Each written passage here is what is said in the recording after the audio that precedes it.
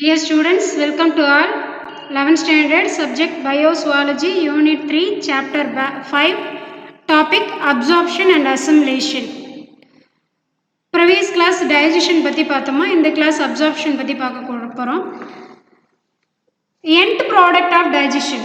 Digestionோட end product வந்து blood streamல போகக்கூடிய ஒரு நிகழ்வு தான் நம்ம absorption அப்படின்னு சொல்லுவோம். எதன் வழியாக போகும் அப்படின்னு பார்த்தீங்கன்னா, உங்களோட இன்டெஸ்டைனல் மியூக்கோசா இருக்கு இல்லையா, இன்டெஸ்டைனல் மியூக்கோசா வழியாக பிளட் அண்ட் லிம்புக்குள்ளே ஊடுருவக்கூடிய ஒரு நிகழ்வு தான் அப்சார்ப்ஷன் அப்படின்னு சொல்லுவோம். இங்கே அப்சார்பிங் யூனிட் யார் டீச்சர் அப்படின்னு பார்த்தீங்கன்னா வில்லை. இந்த வில்லை எங்கே ப்ரெசென்ட் ஆகிருக்கும் அப்படின்னா ஸ்மால் இன்டெஸ்டைனில், எஸ்பெஷலி இலியம், இந்த காயில்ட்டாக இருக்கக்கூடிய ஒரு பார்ட்டு, டியோடினம், ஜெஜினம், இலியம்னு 3 பார்ட் பார்த்தோம் இல்லையா ஸ்மால் இன்டெஸ்டைனில்.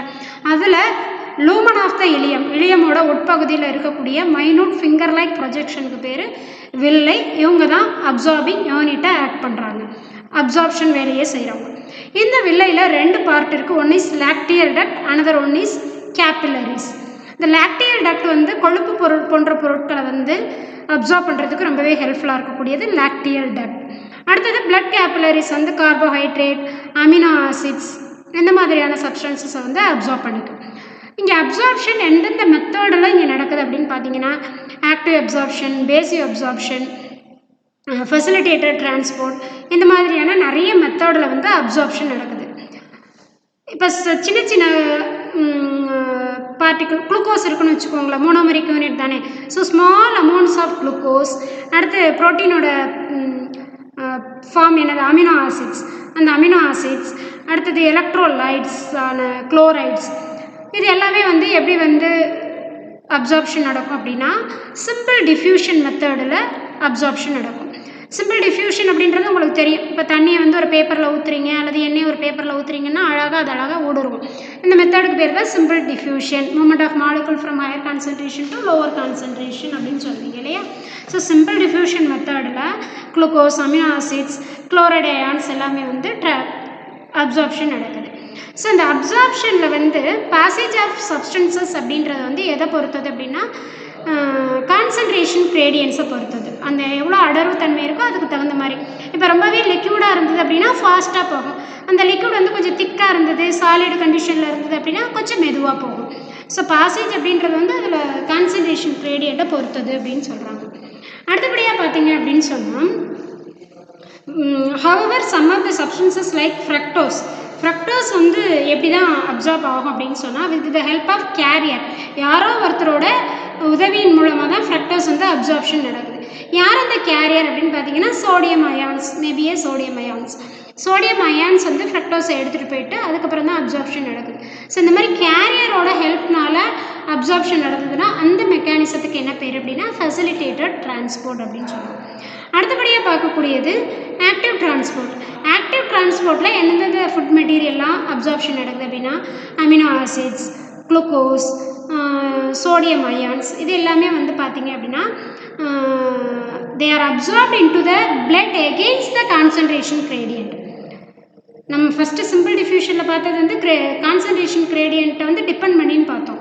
இப்போ ஆக்டிவ் டிரான்ஸ்போர்ட் அப்படிங்கும்போது கான்சன்ட்ரேஷன் கிரேடியண்ட்டுக்கு எகெயின்ஸ்டாக உள்ளது.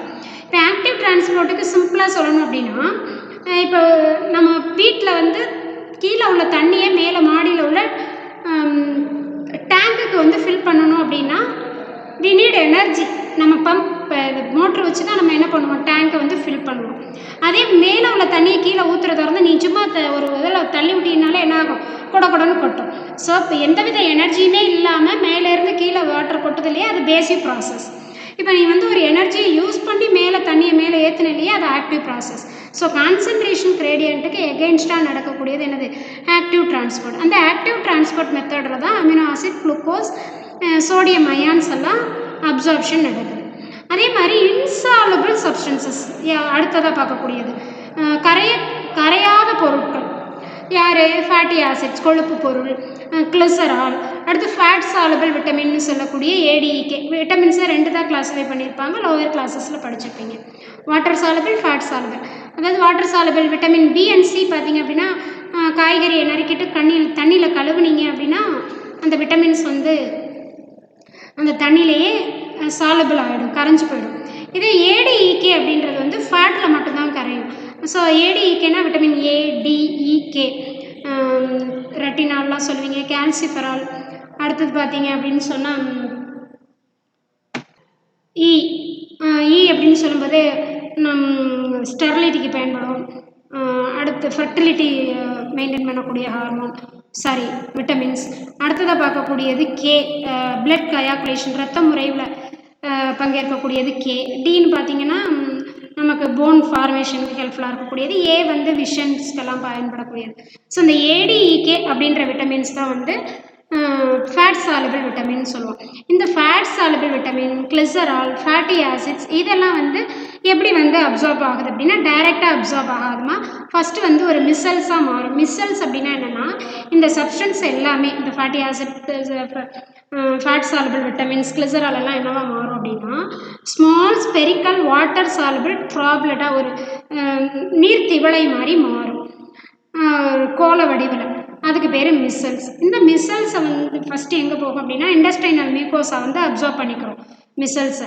அதுக்கப்புறம் அந்த இடத்துல அது என்ன ஆகும் அப்படின்னா ரீசிந்தசைஸ் ஆகி அதை சுற்றிலும் ப்ரோட்டீன் கோட் வந்து ஃபார்ம் ஆகிடும். மிசல்ஸை சுற்றிலும் ப்ரோட்டீன் கோட் வந்து ஃபார்ம் ஆகிடும், ஃபேட் குளோபியூல்ஸை சுற்றிடும். இப்போ அந்த கண்டிஷனுக்கு என்ன பேர் அப்படின்னா கைலோமைக்ரான். கைலோமைக்ரான் தான் எங்கே போகும் அப்படின்னு சொன்னால் லாக்டியல் டக்ட்டுக்கு போகும். இண்டஸ்ட்ரைனல் வில்லையில் 2 பார்ட்டுன்னு சொன்னோம் இல்லையா, lacteal duct. It and eventually empty into the lymphatic duct. இந்த lacteal ductங்கிறது வந்து ரிலேட் வித் lymphatic duct, நிணநீர் நாளம், அந்த இடத்துக்கு போயிடுச்சு. அதுதான் என்ன பண்ணோம் அப்படின்னு சொன்னால் lymphatic ductலேருந்து blood ஸ்ட்ரீமுக்கு அந்த கொழுப்பு பொருட்கள்லாம் அப்சார்ப் பண்ணப்பட்டு அப்படியே blood ஸ்ட்ரீமுக்கு கடத்தப்படும். இப்படி தான் வந்து கொழுப்பு பொருட்கள் கடத்தப்படும். இப்போ அதர் வந்து ப்ரோட்டீன்ஸ், கார்போஹைட்ரேட் எல்லாம் வந்து யார் எடுத்துப்பாங்க அப்படின்னு சொன்னால் நார்மலாக பிளட் வெசல்ஸ் இருக்கு இல்லையா, வெள்ளையில் உள்ள பிளட் வெசல்ஸே எடுத்துப்பாங்க. While the fatty acids are absorbed by the lymph duct, other materials are absorbed either actively அல்லது பேசிவ்லி. யார் அப்சர்வ் பண்ணுறாங்க அப்படின்னு சொன்னால் அந்த பிளட் கேபிலரிஸ் இன் தி வில்லை. வாட்டர் சாலபிள் விட்டமின்ஸ் பிஎன்சி எல்லாம் எப்படி அப்சார்ப் ஆகுது அப்படின்னு சொன்னால் சிம்பிள் டிஃப்யூஷன் மெத்தட் அல்லது ஆக்டிவ் டிரான்ஸ்போர்ட் மெத்தடில் அப்சார்ப்ஷன் நடக்குது. டிரான்ஸ்போர்ட் ஆஃப் வாட்டர், அப்போ நம்ம சாப்பிட்ற சாப்பாடுல டெய்லி நம்ம வந்து வாட்டர்லாம் எடுத்துக்கிறோம் இல்லையா. ஸோ தண்ணி வந்து எப்படி வந்து அப்சார்ப் ஆகுது அப்படின்னா அது அப்சார்ப்ஸ் ஆகுறது வந்து depend upon the osmotic gradient, அந்த வந்து கான்சன்ட்ரேஷன் கிரேடியண்ட்டை பொறுத்தது. அடர்வு எங்கே அதிகமாக இருக்கோ அங்கேருந்து குறைவாக லோ கான்சன்ட்ரேஷன் இருக்கிற ஏரியாவுக்கு வாட்டர் மாலிகுல் வந்து மூவ் ஆகும். இது சின்ன கிளாஸ்லேயும் நீங்கள் படிச்சிருக்கீங்க. ஸோ வாட்டரோட அப்சார்ப்ஷன் அப்படின்றது எதை பொறுத்தது, ஆஸ்மாட்டிக் கிரேடியண்ட்டை பொறுத்தது. இப்போ அப்சார்ப்ஷன் அப்படின்றபோது உணவுப் பொருட்கள் எங்கெங்கெல்லாம் அப்சார்ப் பண்ணப்படும் அப்படின்னா மவுத், ஸ்டொமக், இது ஸ்மால் இன்டெஸ்டைன், லார்ஜ் இன்டெஸ்டைன் எல்லாத்துலேயுமே வந்து அப்சார்ப்ஷன் நடக்குது. இருந்தாலுமே highest level of absorption, maximum level of absorption அப்படின்றது வந்து ஸ்மால் இன்டெஸ்டைனில் வெள்ளையில் தாம்மா நடக்குது. Absorption of simple sugar, alcohol, medicine இது எல்லாமே எந்த இடத்துல நடக்குது அப்படின்னு 1 மார்க்கில் கேட்பாங்க, ஸ்டொமக்கில். அதனால தான் வந்து சிம்பிள் சுகராக இருக்கட்டும், சில வேறு மெடிசின்ஸ் எல்லாம் எடுத்துக்கிறீங்க இல்லையா, டேப்லெட்லாம் எடுத்துக்கிறீங்க இல்லையா, அண்ட் அப்புறம் சில பேர் ட்ரக்கெல்லாம் ஆல்கஹால்லாம் எடுத்துப்பாங்க. இந்த மாதிரியான பொருட்களோட அப்சார்ப்ஷன் நடக்கக்கூடிய இடம் ஸ்டொமக். அடுத்து வந்து ட்ரக் அண்ட் சில ட்ரக்ஸ் வந்து அப்சார்ப் ஆகக்கூடிய இடம் பிளட் கேபிலரிஸ். அதை நம்ம மவுத் இருக்கு இல்லையா, மவுத் டங்க்கு, வாய்ப்பகுதியில் உள்ள பிளட் கேபிலரிஸ்லேயே சில ட்ரக் வந்து அப்சார்ப் ஆகிடும். சில பேர் வந்து சில இதை எடுத்துகிட்டு இந்த ட்ரக் அடிக்டர்ஸ் எல்லாம் வந்து பயன்படுத்துவாங்க. வாய்க்கு கீழே ஏதாவது புகையிலை மாதிரியான சப்ஸ்டன்ஸு அதெல்லாம் வைப்பாங்க இல்லையா, அந்த மாதிரியான ட்ரக்கெல்லாம் வந்து ஈஸியாக பிளட் கேபிலரிஸே அப்சார்ப் பண்ணிடும். ஸோ உடனே அவங்களுக்கு அது ஒரு சந்தோஷமான உணர்வெல்லாம் கொடுக்கும் இல்லையா. அந்த மாதிரியே ட்ரக் வந்து சில ட்ரக், சர்டைன் ட்ரக் மட்டும் வந்து அந்த டங்க்கு, மவுத் ஏரியாவில் உள்ள பிளட் கேபிலரிஸே அப்சார்ப் பண்ணிடும். அடுத்து வந்து லார்ஜ் இன்டெஸ்டைன்ஸும் வந்து அப்சார்ப்ஷனில் இன்வால்வ் ஆகுதுங்கிறது உங்களுக்கு தெரிஞ்ச விஷயம்தான். ஸோ லார்ஜ் இன்டெஸ்டைனில் என்னென்ன அப்சார்ப்ஷன் நடக்குது அப்படின்னா more amount of water, vitamins, சில மினரல்ஸ், அதே மாதிரி சில ட்ரக்ஸ் எல்லாமே அப்சார்ப் ஆகக்கூடிய இடம் லார்ஜ் இன்டெஸ்டைன். இங்கே ப்ராசஸ் ஆஃப் டைஜஷன் டயக்ராம் கொடுத்துருக்காங்கம்மா. ஃபஸ்ட்டு என்ன கொடுத்துருக்காங்கன்னு பாருங்கள். இங்கே டாப்பில் கொடுத்துருக்கிறது location in the digestive tract. என்னென்ன, மவுத், செகண்ட் பார்ட் வந்து oesophagus, third one is stomach, fourth one is small intestine. First வந்து மவுத்தில் பாருங்கள். மவுத்தில் கார்போஹைட்ரேட் எப்படி டைஜஸ்ட் ஆக போகுது அண்ட் அப்சார்ப்ஷன் நடக்க போகுதுன்னு பாருங்கள். செகண்ட் கொடுத்துருக்கிறது ப்ளூ கலரில் இங்கே கொடுத்துருக்கிறது lipid. Third one is protein. ஒவ்வொன்றும் எப்படி வந்து டைஜஷன் அண்ட் அப்சார்ப்ஷன் நடக்குதுன்னு கொடுத்துருக்காங்க. ஃபர்ஸ்ட் வந்து மவுத்தில் இருக்கும்போது கார்போஹைட்ரேட் என்னவா மாறுது. கார்போஹைட்ரேட்டுங்கிறது வந்து நம்ம என்ன ஃபார்மில் எடுத்துப்போம் அப்படின்னா ஸ்டார்ச் அப்படின்றத ஃபார்மில் எடுத்துப்போம், அல்லது கிளைக்கோஜன் கூட்டுச்சக்கரையாக தான் எடுத்துப்போம், பாலிசாக்கரைட்ஸாக தான் எடுத்துப்போம். மவுத்துலேயே கார்போஹைட்ரேட்டில் கொஞ்சம் வந்து பார்ஷியல் டைஜஷன் நடக்கும். மவுத்தில் எப்படி அப்படின்னா சலைவரி கிளான்ஸ் இருக்கு இல்லையா, பரோட்டிட், சப்லிங்குவல், சப்மாக்சிலரி. இந்த சலைவரி கிளான்ஸ் வந்து சலைவாவை செக்ரேட் பண்ணுது. அதெல்லாம் வந்து அமைலேஸ் அல்லது ஸ்டியாப்சின் சலைவரி அமைலேஸ் அல்லது ஸ்டியாப்சின் இல்லாமல் டயலின் இப்போ சலைவரி அமைலேஸ் அல்லது டயலின் வந்து செக்ரேட் ஆகும். அது வந்து உங்களுக்கு இந்த கார்போஹைட்ரேட்டை டைஜஸ்ட் பண்ணி கொடுக்கும். சலைவரி அமைலேஸ் அல்லது டயலின். பி வந்து சைலண்ட். நெக்ஸ்ட் பாருங்கள், அங்கே பார்ஷியலாக டைஜஷன் நடந்ததுக்கப்புறம் ஸ்டொமக்குக்கு வரும்போது ஸ்டொமக்குக்கு வந்துட்டு அதுக்கப்புறம் வரக்கூடியது ஸ்மால் இன்டெஸ்டைன். ஸ்மால் இன்டெஸ்டைனுக்கு வரும்போது பேங்க்ரியாஸ்லேருந்து பேங்க்ரியாட்டிக் அமைலேஸ் வரும். அடுத்து பார்த்தீங்க அப்படின்னு சொன்னால் இந்த பேங்க்ரியாட்டிக் அமைலேஸ் கார்போஹைட்ரேட்டை டைஜஸ்ட் பண்ணி கொடுக்குது. மோனோசாக்ரைடாகவும் டைசாக்ரைடாகவும் உடைச்சி கொடுக்குது. பாலிசாக்ரைடாக என்னவா உடைக்குது, மோனோசாக்ரைடு குளுக்கோஸ். இங்கே டைசாக்ரைடு அப்படிங்கிறது வந்து மால்டோஸ், லாக்டோஸ், சுக்ரோஸ். தானியங்களில் உள்ளது மால்டோஸ், பாலில் உள்ளது லாக்டோஸ், கரும்பில் உள்ளது சுக்ரோஸ். இந்த மாதிரியான உணவுப் பொருளை உடைச்சி கொடுக்குது. அடுத்தபடியாக பாருங்கள், அடுத்து வந்து ஸ்மால் இன்டெஸ்டைனோட எபித்தீலியமில் தானே வில்லையெல்லாம் இருக்குன்னு சொன்னால் அந்த இடத்துக்கு வரும்போது இது என்னவா உடையுது அப்படின்னு சொன்னால் மோனோசாக்ரைடுனா என்ன, குளுக்கோஸா சிம்பிளர் ஃபார்முக்கு மாறிடுச்சு. அடுத்து ஆக்டிவ் டிரான்ஸ்போர்ட் மூலமாக பிளட் ஸ்ட்ரீம்குள்ளே இந்த குளுக்கோஸ் போயிடுச்சு. இப்போ கார்போஹைட்ரேட்லேருந்து ஃபைனலாக என்ன கிடச்சிருக்கு, குளுக்கோஸ் கிடச்சி, குளுக்கோஸ் வந்து பிளட் ஸ்ட்ரீம்குள்ளே போயிட்டு நமக்கு தேவையான எனர்ஜியை கொடுக்குது. அடுத்து பாருங்கள் லிப்பிட் வந்து வாயில் மவுத் போர்ஷனில் லிப்பிட் இருக்குது. அங்கெல்லாம் எங்கேயுமே டைஜஷன் நடக்கல, நேராக எங்கே வந்துடுது, ஸ்மால் இன்டெஸ்டைனுக்கு வந்ததுக்கப்புறம் ஃபேட்டி ஆசிட், ட்ரைக்ளிசரைட் அண்ட் மோனோக்ளிசரைடாக உடைக்கப்படுது. அடுத்து அது வந்து டிஃப்யூஷன் மெத்தடில் என்னவா மாறுதுன்னு பாருங்கள். ஃபேட்டி ஆசிட் அண்ட் கிளிசரால் நேரடியாக வந்து டைஜஸ்ட் ஆகாது, மிசல்ஸ் அப்படின்ற ஃபார்மாக மாறும். அது வந்து அந்த ஸ்மால் இன்டெஸ்டைனில் உள்ள மியூக்கோஸா வழியாக போகும் அப்படின்லாம் சொன்னோம் இல்லையா. ஸோ மிசல்ஸுக்கு அப்புறம் தான் அது என்னவாக மாறும் அப்படின்னா கைலோமைக்ரானாக மாறும். கைலோமைக்ரான்ங்கிறது வந்து ஃபேட் குளோபியூல்ஸில் வந்து ப்ரோட்டீன் கோட் பண்ண சூழ்ந்திருந்தால் அதுக்கு பேர் கைலோமைக்ரான் அப்படின்னு சொல்லி கொடுத்துருந்தேன். கைலோமைக்ரானுக்கு அப்புறம் தான் வந்து எக்ஸோசைட்டோசிஸ் நடந்து அதன் மூலமாக வந்து எங்கே போகும் அப்படின்னா ஃபேட்டை வந்து அப்சார்ப் பண்ணக்கூடிய இடம் வந்து வில்லையில் அந்த லாக்டியல் டக்ட்னு சொல்லக்கூடிய லிம்ப் டக்ட். ஸோ லாக்டியல் டக்ட்லேருந்து லிம்ப் வெசல்ஸ்க்கு போயிட்டு அங்கேருந்து பிளட் ஸ்ட்ரீமுக்கு போயிடுவாங்க. நிணநீர் நாளத்துலேருந்து பிளட் ஸ்ட்ரீமுக்கு என்ன கிடைச்சிரும், அந்த கொழுப்புலேருந்து கிடைக்கக்கூடிய எனர்ஜி உள்ளே போயிடும். நெக்ஸ்ட் ப்ரோட்டீன் வந்து அமினோ ஆசிட்ஸாக எப்படி மாறப்போகுது.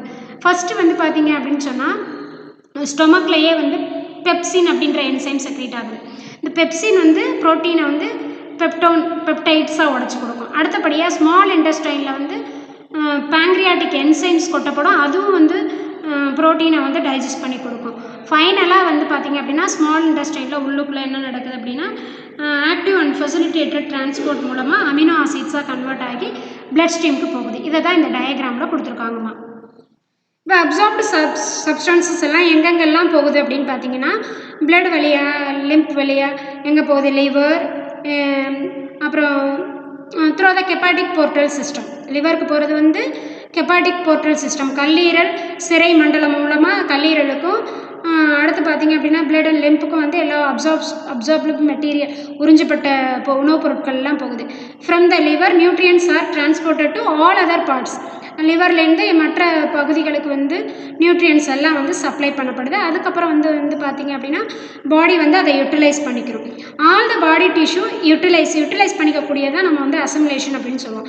Utilise the absorbed substances for their activities and incorporated into the protoplasm. எல்லா செல்லுக்குள்ள உள்ள புரோட்டோபிளாசத்துக்குள்ளேயும் ஊடுருவி அது எல்லாமே என்ன பண்ணிக்கிறோம், அந்த சப்ஸ்டன்சஸ் எல்லாத்தையும் எல்லா செல்ஸும் தனக்கு தேவையானதை யூட்டிலைஸ் பண்ணிக்கிறோம். இந்த ப்ராசஸ்க்கு பேர் அசிமுலேஷன், தன்மயமாதல். இவ்வளோதாம அப்சார்ப்ஷன் அண்ட் அசிமுலேஷனுங்கிற 2 மார்க்குக்கு இந்த பேராகிராஃப் எழுதினா போதும். Final process egestion. டைஜஷன் நடந்தது, அப்சார்ப்ஷன் நடந்தது, அடுத்து அதை செல்ஸ் வந்து யூட்டிலைஸ் பண்ணிக்கிச்சு, அசமிலேஷன் முடிஞ்சிருச்சு. எல்லாமே முடிஞ்சதுக்கப்புறம் அன்டைஜஸ்டட் ஃபுட் மெட்டீரியல் என்ன ஆகணும், வெளியேற்றப்படணும். அந்த ப்ராசஸ்க்கு பேர் தான் egestion. The waste digestive waste and unabsorbed substances in the ileum enter into the large intestine. இலியம்ங்கிறது என்னது, part of small intestine. Small இன்டெஸ்டைனில் இருக்கக்கூடிய டைஜஸ்ட் ஆகாத பொருட்கள் எல்லாமே, உறிஞ்சப்படாத பொருட்கள், டைஜஸ்ட் ஆகப்படாத பொருட்கள் எல்லாம் பெருங்குடல்னு சொல்லக்கூடிய லார்ஜ் இன்டெஸ்டைனுக்கு வந்தாச்சு. லார்ஜ் இன்டெஸ்டைனில் இருக்கக்கூடிய இந்த உறிஞ்சப்படாத பொருட்கள் யார், ரஃபேஜ், தேவையில்லாத பொருள். இந்த ரஃபேஜில் பார்த்தீங்க, ரஃபேஜஸையும் பார்த்தீங்க அப்படின்னு சொன்னால் அதில் இருக்கக்கூடிய சப்ஸ்டன்சஸ், தேவையான பொருட்களை நம்ம லார்ஜ் இன்டெஸ்டைனில் இருக்கக்கூடிய சிம்பயாட்டிக் பாக்டீரியா வந்து எடுத்துக்கும். ஸோ அதை என்னவா மாற்றும் அப்படின்னு சொன்னால் vitamin K and other metabolites, வளர்ச்சிதை மாற்ற பொருட்களாகவும் விட்டமின் கே ஆகவும் இந்த சிம்பயாட்டிக் பாக்டீரியா வந்து ரஃபேஜை கன்வெர்ட் பண்ணி நமக்கு ரொம்ப ஹெல்ப்ஃபுல்லான சப்ஸ்டன்சஸாக கொடுக்கும். விட்டமின் கே அப்படின்றது வந்து இரத்த முறைதலுக்கு பயன்படக்கூடிய ஒரு விட்டமின் அண்ட் அதர் மெட்டபாலைட்ஸ் வந்து மெட்டபாலிசத்துக்கு யூஸ் ஆகும். ஸோ இந்த ஒரு யூஸ்ஃபுல் சப்ஸ்டன்சஸாக மாற்றிக்குது. அதுக்கப்புறம் மறுபடி இருக்கக்கூடிய வேஸ்ட்டு தான் வெளியில் போகிறது. All the substances are absorbed in the colon along with water. கோலன்னா அந்த பெருங்குடலில் இருக்கக்கூடிய ஒரு பார்ட்டுக்கு பேர் கோலன்னா, அது வாட்டரோட சேர்ந்து என்ன ஆகுது அப்படின்னு சொன்னால் இந்த சப்ஸ்டன்சஸ் எல்லாமே வந்து அப்சார்ப்ஷன் ஆகிடுது. Waste is then சாலிடிஃபைடு. வேஸ்ட்லாம் என்னவாயிடும் அப்படின்னா சாலிடாக மாறி ஃபீக்கல் மேட்டராக மாறி ரெக்டம் வழியாக ரெக்டமில் இருக்கும். அதுக்கப்புறம் வந்து ஃபீக்கல் மேட்டர் வந்து நியூரல் ரெஃப்ளெக்ஸ் மூலமாக நம்மளுக்கு வேணும், நம்மளோட விருப்பத்துக்கு உட்பட்டதான் when urge to or desire to its removal, நம்ம என்ன பண்ணுறோம் அப்படின்னா அதை வந்து மார்னிங் வந்து ஃபீக்கல் மேட்டராக ரிலீஸ் ஆகிடுது. டீஃபிகேஷன்னா என்ன அப்படின்னு சொன்னால் ஃபீஸஸை ரிலீஸ் பண்ணக்கூடிய ப்ராசஸ்க்கு பேர் டீஃபிகேஷன் அப்படின்னு சொல்லுவாங்க. இது வந்து ஒரு வாலண்டரி ப்ராசஸ் அப்படின்னு சொல்லுவாங்க. இது எதனால் நடக்குது அப்படின்னா பெரிஸ்டால்டிக் மூமெண்ட், உடல் அலைவு இயக்கத்தின் மூலமாக நடக்குது. நெக்ஸ்ட் நம்ம பார்க்கக்கூடியது calorie value of carbohydrate, protein and fat. 1 மார்க்கில் அடிக்கடி கேட்பாங்கம்மா. ஒவ்வொன்றுக்கும் வந்து கலோரி மதிப்பு என்ன அப்படின்னு கேட்பாங்க. இப்போ carbohydrate, we obtain 50% of the energy from carbohydrate. கார்போஹைட்ரேட்லேருந்து 50% எனர்ஜி எடுத்துக்கிறோம்.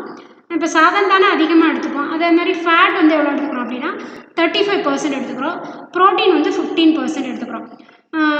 ரெகுலராக பார்க்கும்போது 400லேருந்து 500 கிராம் வந்து கார்போஹைட்ரேட் எடுத்துக்கிறோம். அதே மாதிரி ஃபேட்டுன்னு பார்க்கும்போது 60லேருந்து 70 கிராம் வந்து ஃபேட் எடுத்துக்கிறோம். 65 to 75 கிராம் ப்ரோட்டீன் எடுத்துக்கிறோம் ஒரு நாளைக்கு. பேலன்ஸ்டு டயட் அப்படிங்கிறபோது வந்து carbohydrate, protein, fat, vitamins, minerals, water எல்லாமே ப்ராப்பர் ப்ரொபோர்ஷனில் உள்ள ஒரு டயட்டை தான் வந்து நம்ம பேலன்ஸ்டு டயட் அப்படின்னு சொல்லுவோம். இந்த பேலன்ஸ்டு டயட் அப்படின்றது வந்து ஒவ்வொரு இண்டிவிஜுவலுக்கும் அக்கார்டிங் டு த ஜெண்டர், அது மேலா ஃபீமேலா அப்படின்றது பொறுத்து மாறும். இப்போ மேல் அப்படின்றவங்க வந்து கொஞ்சம் அதிகமாக சாப்பிடுவாங்க, ஃபீமேல் கொஞ்சம் கம்மியாக சாப்பிடுவாங்க. அது மாதிரி ஏஜ், குழந்தைங்க ஒரு இட்லி திம்பாங்க, நம்ம நிறைய இட்லி திம்போம் இல்லையா. ஸோ ஏஜை பொறுத்து and level of physical activity, சில பேர் வயல் வேலையை பார்க்குறவங்க வந்து அதிகமாக சாப்பிடுவாங்க, ஆஃபீஸ் போகிறவங்க கொஞ்சம் மீடியமாக சாப்பிடுவாங்க, எதுவுமே வேலை செய்யாமல் இருக்கிறவங்க ஒழுங்காக சாப்பிட மாட்டாங்க. ஸோ இந்த மாதிரி ஃபிசிக்கல் ஆக்டிவிட்டியை பொறுத்தது. So and other condition such as and also pregnancy and lactation. ப்ரெக்னெண்ட்டாக இருக்கக்கூடிய லேடிஸ்க்கு வந்து அதிகமாக பசி இருக்கும், சில பேருக்கு பசிக்கவே பசிக்காது. அண்ட் லாக்டேஷன்னா குழந்தைக்கு வந்து சில பேர் என்ன பண்ணுவாங்க அப்படின்னா ஆஃப்டர் சைல்டு பர்த் வந்து பேபிக்கு வந்து மில்க் கொடுப்பாங்களோ அதுக்கு பேர் தான் லாக்டேஷன் டயத்துலையும் வந்து என்ன ஆகும் அப்படின்னா அதிகப்படியான சாப்பாடு எடுத்துக்கிறோம். ஸோ அதை பொறுத்து எடுத்துக்கக்கூடிய பேலன்ஸ் டயட்டோட அளவு வந்து வேரி ஆகும். இப்போ எவ்வளோ கலோரி கிடைக்குது, கார்போஹைட்ரேட்லேருந்து நமக்கு எவ்வளோ கலோரி கிடைக்குது அப்படின்னு பார்த்தீங்கன்னா calorie value of carbohydrate per gram அப்படின்னு பார்க்கும்போது 4.1 கிலோ கலோரி. கார்போஹைட்ரேட் அப்படின்றது வந்து சுகர் அண்ட் ஸ்டார்ச் அப்படின்னு சொல்கிறோம். Major source of cellular fuel which provide energy. நமக்கு அதிகப்படியாக எனர்ஜியை தரக்கூடிய ஒரு மேஜர் சோர்ஸ் அப்படின்னா கார்போஹைட்ரேட். ஒரு கிராமில் எவ்வளோ இருக்குது அப்படின்னா 1 மார்க்னா 4.1 கிலோ கலோரி இருக்குது அப்படின்னு சொல்கிறாங்க. ஃபிசிக்கல் வேல்யூ அப்படின்னு பார்க்கும்போது 4 kilo calorie per gram. Lipid அப்படின்றது வந்து fat and derivatives of fat are also best reserved food storage food மெட்டீரியல்னு சொல்லலாம் லிப்பிடை. அடுத்து வந்து நம்மளுக்கு வந்து ஒரு பியூட்டியை தரக்கூடிய ஒரு சப்ஸ்டன்ஸஸும் இந்த ஃபேட் அப்படின்னு தான் சொல்லலாம். அடுத்து நிறைய ஹார்மோன்ஸையும் ஸ்டீராய்டு போன்ற ஹார்மோன்ஸை செக்ரேட் பண்ணுது. நமக்கு வந்து நம்ம உடம்பை வந்து நல்லா வார்ம்த்தாக வச்சுக்கிறது, இது எல்லாத்துக்குமே லிப்பிட் யூஸ்ஃபுல்லாக இருக்குது. ஸோ லிப்பிட்லேருந்து நமக்கு எனர்ஜி கிடைக்குது இல்லையா? இந்த எனர்ஜி எவ்வளோ கலோரி அப்படின்னு பார்த்தீங்கன்னா 9.45 கலோரி, 9.45 கிலோ கலோரி வந்து 1 கிராம் ஃபேட்டில் நமக்கு கிடைக்கும். ஃபிசியாலஜிக்கல் ஃபியூல் வேல்யூ அந்த உடற்செயலியல் எரிதிறன் மதிப்பு அப்படின்னு சொல்லும்போது 9 kilo calorie per gram. Next பார்க்கக்கூடியது protein. Protein is made up of amino acids அப்படின்றது நமக்கு தெரியும். ப்ரோட்டீன் தான் வந்து நம்மளோட பாடி க்ரோத்துக்கு வந்து யூஸ்ஃபுல்லாக இருக்குது. அண்ட் நம்மளுக்கு ஏதாவதுனா காயம் வந்தது அப்படின்னா நம்மளோட டிஷ்யூவை வந்து ரிப்பேர் பண்ணுறதுக்கு வந்து ப்ரோட்டீன்ஸ் வந்து ரொம்பவே எசென்ஷியல் அப்படின்றதெல்லாம் தெரியும். They are stored in the body only certain extent large quantities are excreted as nitrogenous waste. கொஞ்சம் தான் ஸ்டோர் ஆகும், மற்றது எல்லாமே என்ன ஆகும் அப்படின்னா nitrogenous waste material like urea, uric acid, அமோனியாவை ரிலீஸ் ஆகும். நம்மளோட நைட்ரோஜனஸ் வேஸ்ட் மெட்டீரியல் யூரினோட யூரியா வந்து ரிலீஸ் ஆகிடும். ஸோ ப்ரோட்டீன் எல்லாமே என்னவாக கன்வெர்ட் ஆகிடுது அப்படின்னு பார்த்தீங்கன்னா நிறைய அமௌண்ட் வந்து யூரியாவாக கன்வெர்ட் ஆகி வெளியேறி போயிடுது. இந்த கலோரி வேல்யூன்னு பார்க்கும்போது calorie value and physiological value of 1 gram of protein அப்படிங்கும்போது 5.65 கிலோ கலோரி எது சொல்லியிருக்காங்க, கலோரி வேல்யூ. அடுத்து ஃபிசியாலஜிக்கல் வேல்யூ ஃபியூல் வேல்யூ அப்படின்னு பார்க்கும்போது 4 கிலோ கலோரி ரெஸ்பெக்டிவ்லி அப்படின்னு கொடுத்துருக்காங்க.